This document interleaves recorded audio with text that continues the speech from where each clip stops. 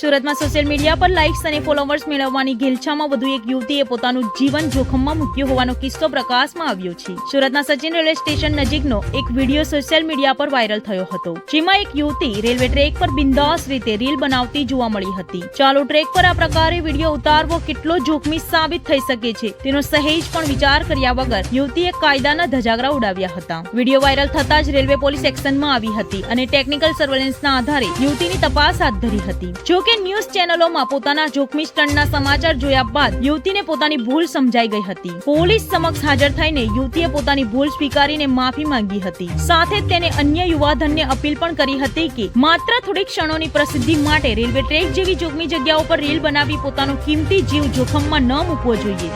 तो जैसा कि आप लोग ने वीडियो में देखा, तो मैं बताती हूँ बात क्या हुआ। मैं गई थी एक दिन सूरत यानी सचिन स्टेशन पे, तो हमारे यहाँ से पास में है, तो वहाँ पे मैं पटरी पर एक सॉन्ग पे रील्स डाल दी थी।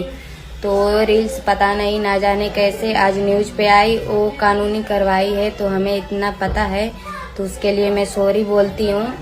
जितने भी भाई वहाँ के लोग हैं, चाहे कोई भी वहाँ पे जाके वीडियो ना बनाए।